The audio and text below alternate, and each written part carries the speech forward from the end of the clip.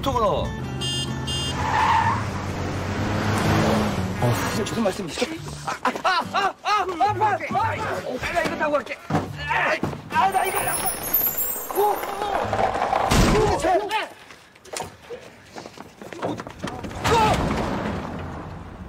직진입니다. 길이 없어.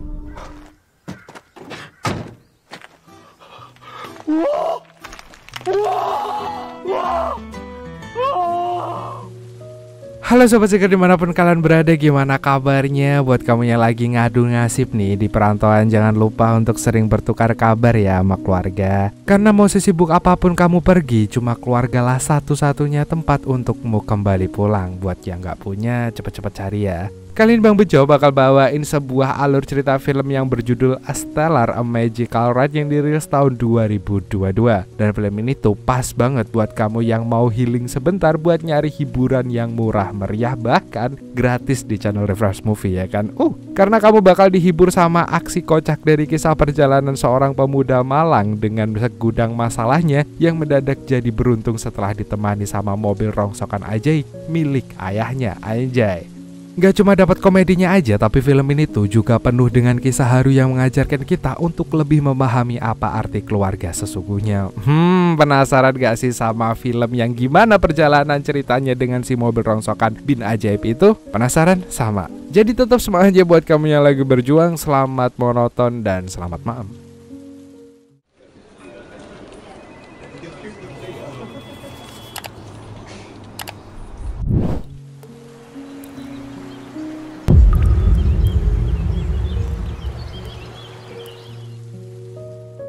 Cowok ini namanya Yongbe. Dari masih sekolah, Yongbe ini udah dipaksa untuk hidup mandiri menjaga adiknya sendirian. Setelah ia kehilangan ibunya yang meninggal karena sakit dan ayahnya yang pergi begitu aja ninggalin keluarganya. Makanya saat ini Yongbe rela melakukan apapun demi menghidupi keluarganya sendiri bersama istri dan calon bayinya yang masih berada di dalam kandungan.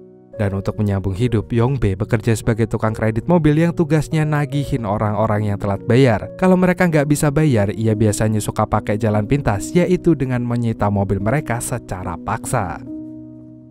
Suatu hari, Yongbe dapat kabar dari rekan kerjanya yang bernama Cholgu karena ada masalah sama kerjaan mereka. Jadi ceritanya, Yongbe dikasih tugas sama bosnya untuk mengirimkan sebuah mobil sport mahal senilai 3,75 miliar rupiah ke Kamboja. Tapi karena Yongbe orangnya sembrono, ia malah minta bantuan sama sohibnya yang bernama Dongsik untuk mengirimkan mobil itu. Dan saat itu Cholgu langsung ngadu ke Yongbe kalau si Dongsik malah nggak ada kabar sampai sekarang. Padahal mobil itu harusnya sudah mereka kirimkan 2 jam yang lalu. Mendengar itu Yongbe pun langsung panik karena mengira Dongsik membawa kabur mobil tersebut. Saking frustasinya ia mencoba untuk menghubungi Dongsik. Tapi sayang meski sudah ditelepon berkali-kali, Dongsik tetap aja gak bisa dihubungi. Di tengah kegelisahannya, tiba-tiba ia dapat telepon dari adiknya yang bernama Yongmi. Di telepon, Yongmi ngasih tahu kalau Yongbe sebagai anak tertua harus memberikan penghormatan terakhir di pemakaman sang ayah. Namun Yongbe menolak dengan keras karena ia masih mengingat perlakuan buruk ayahnya yang tega ninggalin mereka dulu. Dan sebagai upaya terakhir, Yongmi pun bilang kalau mereka juga perlu ngurus soal warisan. Nah, setelah mendengar kata warisan, respon Yongbe langsung berubah dan ia malah langsung setuju pulang kampung. Dan setibanya Yongbe di rumah ayahnya, ia langsung nanya ke Yongmi warisan apa yang ditinggalin sama si ayah. Tapi ternyata warisan itu cuma fiktif. Dan itu semua hanyalah akal-akalan Yongmi aja supaya Yongbe mau pulang dan menghadiri pemakaman ayah mereka. Di situ Yongmi memberitahu kalau ayah mereka itu beneran sakit selama 5 tahun ini. Sebelum akhirnya ia pun memutuskan untuk berangkat ke akhirat dengan cara kecelakaan.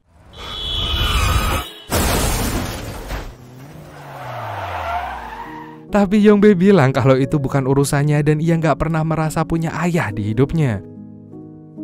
Nggak mau bicara lagi soal ayahnya, Yongbe langsung buru-buru pergi dan mencoba menghubungi Dongsik lagi. Tapi sayang ponselnya Dongsik nggak bisa dihubungi. Saking kesalnya ia melampiaskan amarahnya dan memaki-maki sohibnya itu sampai nendang kaleng yang malah mengenai sebuah mobil rongsokan yang berdebu dan usang. Dan ternyata mobil itu adalah mobil Stellar milik mendiang sang ayah.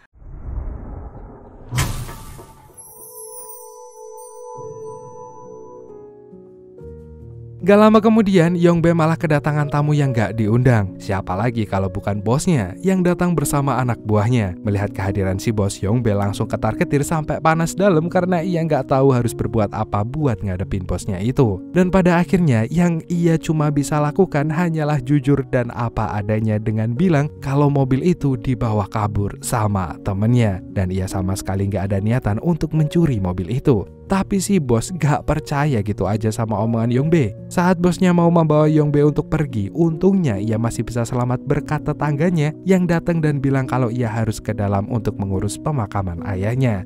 Akhirnya bosnya pun mutusin buat nunggu aja di rumahnya sampai acara pemakaman selesai. Dan untuk jaga-jaga, kunci mobil dan dompetnya Yongbe juga disita sama bosnya supaya ia gak bisa kabur. Karena terus-terusan diawasi sama bosnya dan para anak buahnya itu, Yongbe pun sama sekali gak bisa ngapa-ngapain dan cuma duduk aja sambil meratapi nasibnya yang malang. Tapi saat ia gak sengaja menemukan kunci mobil milik sang ayah, mendadak Yongbe kepikiran suatu ide. Dan ternyata esok paginya Yongbe diam-diam berhasil kabur dengan mengendarai mobil Stellar milik mendiang ayahnya. Setelah berhasil kabur, Yongbe memulai misinya untuk mencari keberadaan Dongshik. Tapi di tengah perjalanan saat Yongbe lagi ngendarain mobil Stellar, ia malah dihadapkan sama masalah mobil tuanya yang makin bikin kepalanya tambah pusing 7 keliling. 쪽팔려.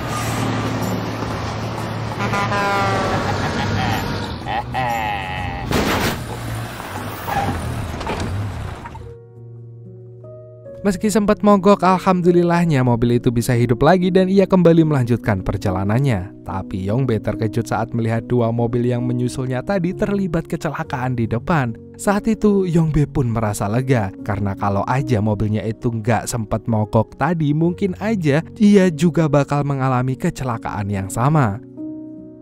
Setelah menempuh perjalanan yang panjang, Yongbe pun akhirnya tiba di rumah lamanya Dongshik. Sayangnya ia cuma ketemu sama ibunya Dongshik aja. Dan ibunya Dongshik bilang kalau Dongshik barusan pergi bersama kedua anaknya. Dan ia sendiri juga nggak tahu kemana putranya itu pergi. Ibunya Dongshik lalu ngasih saran ke Yongbe kalau mau tahu kemana Dongshik pergi, Yongbe bisa tanya langsung sama mantan istrinya Dongshik. Karena meski mereka udah bercerai, tapi Dongshik pasti akan minta bantuan sama mantan istrinya itu. Mengikuti saran dari ibunya Dongshik, Yongbe pun pergi menemui si mantan istri. Dari pertemuan itu, akhirnya Yongbe tahu kalau Dongshik lagi punya hutang sama maklar. Saat Yongbe mau pergi, ia nggak sengaja melihat mobil bosnya itu lagi parkir di depan warteg. Mengetahui bosnya juga lagi ada di sana, ia pun langsung panik dan buru-buru mau bergegas kabur. Sayangnya saat Yongbe berusaha untuk membuka pintu mobilnya yang macet, ia malah keburu ketahuan sama bosnya tersebut. Di situ bosnya langsung menyuruh anak buahnya untuk membawa Yongbe. Tapi saat Yongbe mau dibawa sama mereka, mobil Stellar secara ajaib tiba-tiba bergerak mundur dengan sendirinya.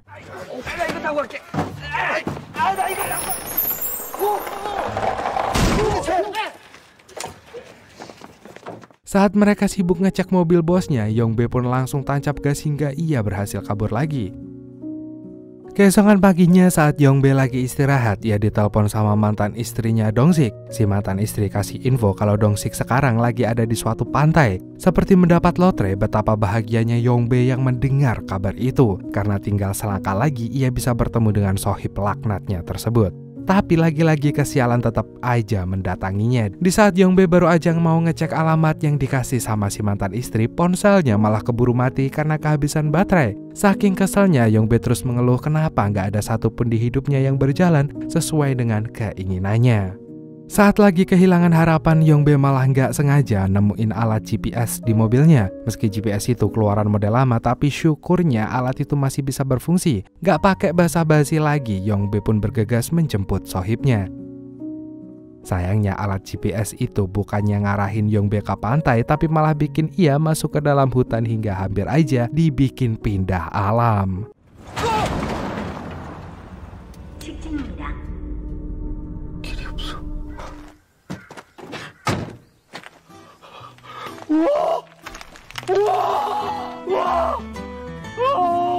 Pas lagi apes-apesnya, beruntungnya Yongbe malah melihat ladang jagung di sampingnya. Karena kelaparan, Yongbe pun mengambil jagung-jagung yang ada di ladang itu. Tapi nggak beberapa lama, Yongbe langsung ketahuan sama si pemilik ladang. Untungnya si pemilik ladang masih berbaik hati nggak melaporkannya ke polisi dan cuma minta dianterin pulang aja.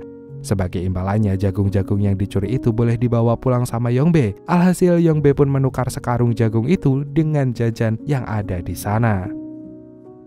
Sesampainya di pantai, Yongbe segera bertanya ke orang-orang sekitar dengan menyebutkan ciri-ciri dari sohibnya itu. Hingga akhirnya Yongbe pun berhasil menemukan Dong-sik. Di saat bersamaan, Dong-sik yang kaget melihat Yongbe pun buru-buru kabur secepat kilat.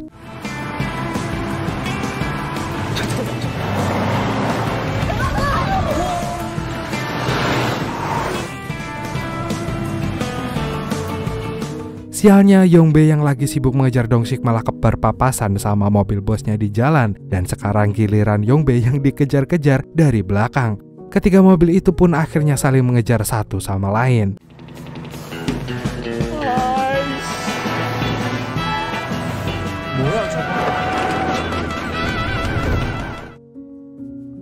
Karena sudah terjepit, Dong-sik pun nekat mundurin mobilnya ke belakang dan menerjang kedua mobil lainnya.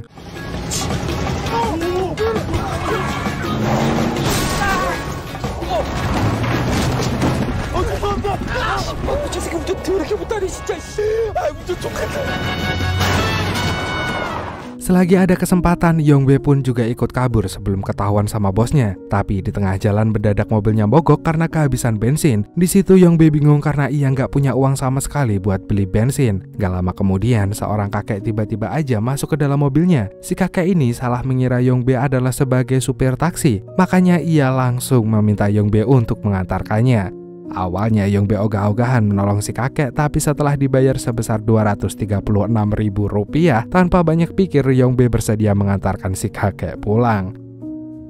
Karena pom bensin terdekat masih jauh dan mobilnya keburu habis bensin, si kakek malah diajak olahraga sama Yongbe buat ngedorong mobil itu. Sialnya buat si kakek, saat mau isi bensin ternyata mobilnya itu cuma bisa diisi sama gas LPG aja. Itu artinya si kakek harus kembali mendorong mobil lagi sejauh 700 meter lagi. Mendengar itu, si kakek pun cuma bisa kasih tatapan penuh dendam kesumat kepada Yongbe. Sebagai balasan karena sudah berani mengerjainya, si kakek nyuruh Yongbe buat bekerja paruh waktu di peternakan sapinya.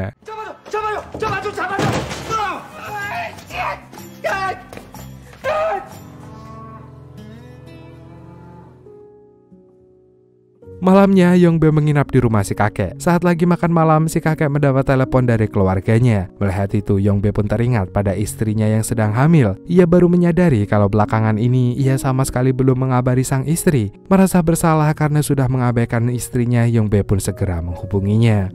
Saat menerima telepon dari Yongbe, istrinya pun langsung marah-marah karena Yongbe menghilang gak ada kabar gitu aja. Meski dimarahi, tapi Yongbe tetap menunjukin rasa khawatirnya pada istrinya itu dengan ingetin istrinya supaya jangan sampai telat makan karena sekarang ada 2 jiwa yang harus ia jaga. Istrinya yang awalnya kesal langsung senyum-senyum sendiri bahagia saat mengetahui kalau Yongbe masih peduli pada dirinya dan juga calon anak mereka. Selesai teleponan, Yongbe mendadak teringat pada masa lalunya yang dipenuhi penderitaan saat kedua orang tuanya berpisah, di mana setelah ayahnya pergi dari rumah, setiap hari ibunya harus bantingin tulang demi menghidupi mereka sendirian sampai sang ibu pun jatuh sakit dan akhirnya meninggal dunia.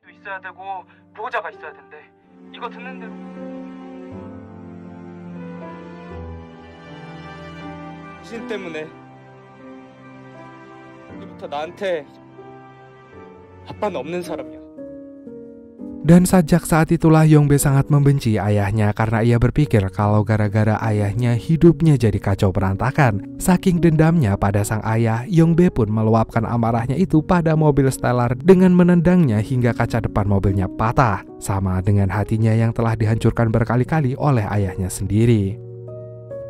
Esok paginya saat Yongbe mau melanjutkan perjalanan, ia malah mendapat pesan video dari bosnya. Ternyata bosnya itu sedang menyandera istri dan mengancam akan melukai istrinya beserta calon anaknya itu kalau Yongbe gak berhasil membawa mobilnya dalam waktu 3 jam ke depan. Mengetahui itu, Yongbe pun panik sepanik-paniknya karena ia tahu gimana sifat bosnya yang gak akan segan-segan melukai siapapun yang menghalanginya. Karena semakin terdesak, Yongbe pun harus memakai jurus ampuh untuk memanggil sohibnya itu supaya keluar dari tempat persembunyiannya.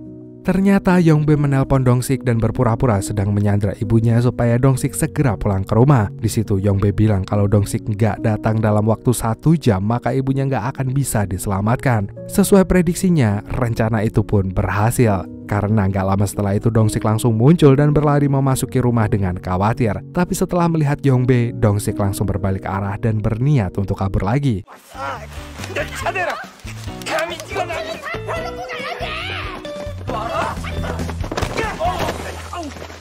Setelah berhasil menangkap Dongsik, Yongbe langsung nanya di mana mobilnya itu berada dan memintanya untuk segera mengembalikan mobil itu. Sayangnya Dongsik bilang kalau mobilnya itu udah dijual ke makelar, tapi ia belum menerima uang hasil menjual mobilnya itu. Mendengar itu, Yongbe pun cuma bisa tertawa miris saking jengkelnya sama sohibnya. Tanpa basa-basi, Yongbe langsung menyuruh Dongsik untuk menjual mobil truknya sebagai ganti rugi.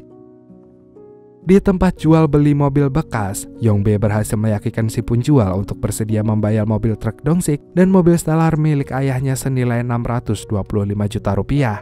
Tapi karena Yongbe nggak membawa surat izin berkendara mobilnya, Yongbe pun balik lagi ke rumah ayahnya. Tapi saat di perjalanan, mobil Yongbe tiba-tiba terbakar karena kecerobohan Dongsik yang buang rokok sembarangan.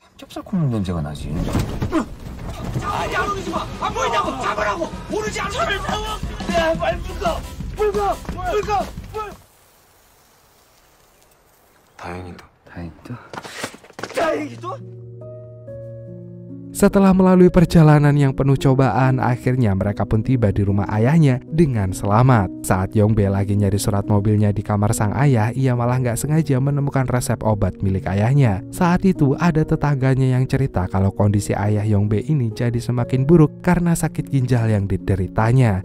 Ternyata sakitnya itu terjadi karena ia menjual ginjalnya demi membayar biaya operasi ibunya, Yongbe. Naasnya ayahnya terlambat nyelamatin ibunya Yongbe. Semenjak itu ayahnya pun merasa sangat menyesal dan bahkan membenci dirinya sendiri. Mendengar semua fakta itu, Yongbe pun cuma terdiam.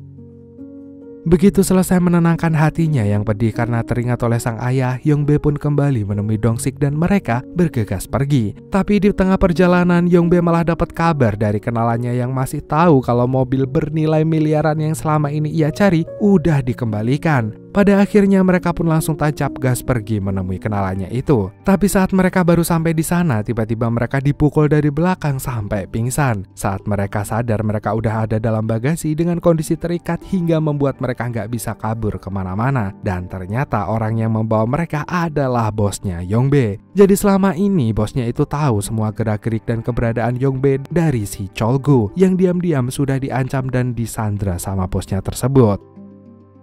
Setelah keluar dari bagasi, Yongbe dan Dongsik baru sadar kalau mereka dibawa ke sebuah dermaga kosong. Melihat situasi mereka dalam bahaya karena sudah dikepung rame-rame, mereka pun ketakutan dan langsung berlutut mohon ampun pada si bos. Mereka pun janji nggak akan mengulangi kesalahan yang sama asalkan bosnya mau memaafkan dan melepaskan mereka. Tapi nggak lama kemudian, para buruh yang bekerja di dermaga itu langsung mendatangi mereka karena merasa terganggu sama keributan yang ada. Hingga akhirnya terjadilah baku hantam antara kedua kelompok itu.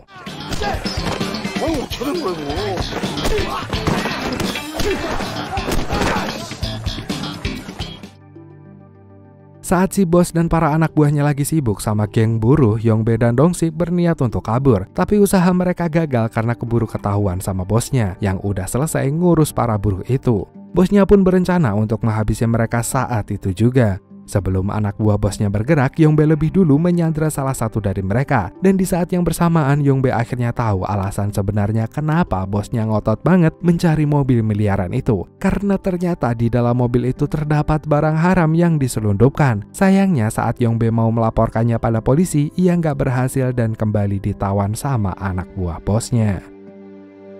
Di sisi lain, para polisi melihat mobil Stellar yang bergerak sendiri secara ajaib di jalanan. Saat mobil Stellar melaju melewati mereka, potongan dari barang haram yang menempel di ban mobil itu pun terlepas dan terbang ke arah mereka. Saat mereka tahu kalau potongan itu adalah barang haram, otomatis mereka pun langsung mengejar mobil itu.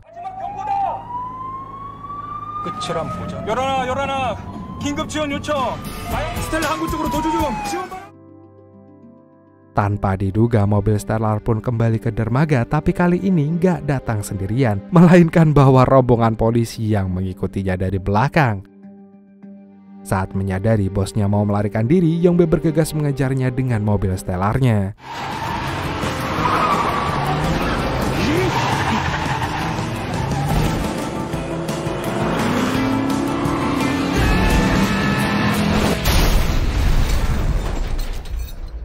Dan berkat mobil Stellar itu akhirnya Yongbe berhasil melumpuhkan bosnya. Gak cuma itu, para anak buah bosnya pun ditangkap sama polisi dan para buruh yang disandra juga berhasil diselamatkan. Sebelum dibawa ke polisi, Yongbe melemparkan senyuman pada mobil tua milik mendiang ayahnya itu. Selesai diinterogasi sama polisi, Yongbe, Dongsik, dan Cholgu akhirnya dibebaskan. Pagi harinya, istri Yongbe pun menjemputnya dan ingin mengajaknya melihat jasad sang ayah untuk yang terakhir kalinya sebelum dimakamkan. Saat melihat sang ayah, Yongbe menemukan ada bekas luka jahitan di perut ayahnya. Melihat luka itu, entah kenapa hati Yongbe merasa begitu perih. Karena saat ayahnya sangat membutuhkan donor ginjal waktu itu, ia malah dengan sengaja menolak untuk menyelamatkan ayahnya. Cuma karena rasa bencinya itu. Di situ ia merasa kalau dirinya lah orang paling hina di dunia ini karena mengabaikan sang ayah yang sudah berkorban begitu banyak buat keluarga mereka. Di hadapan ayahnya, Yongbe pun menangis sejadi-jadinya dan terus mengucapkan permohonan maaf atas semua kesalahan yang sudah diperbuatnya. 그 인간이 시키든?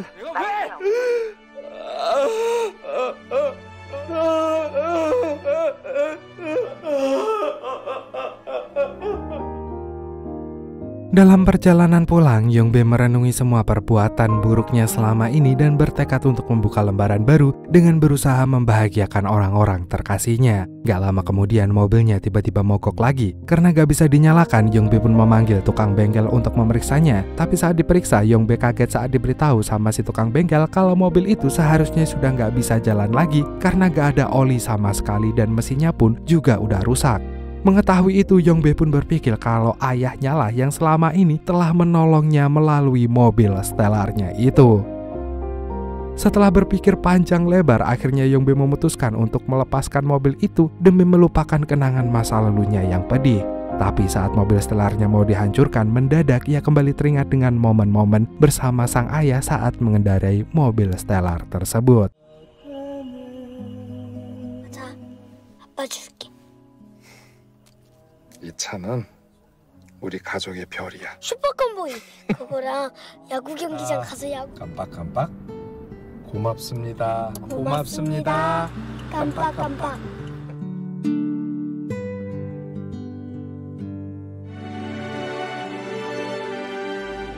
Pada akhirnya, Yongbe pun gak tega menghancurkan satu-satunya peninggalan berharga ayahnya itu dan memilih untuk menjaganya sebagai penghormatan terakhir pada sang ayah tercinta. Dan beberapa bulan kemudian, mobil Stellarnya yang udah tampil kece sekarang memulai perjalanannya kembali bersama keluarga bahagia barunya.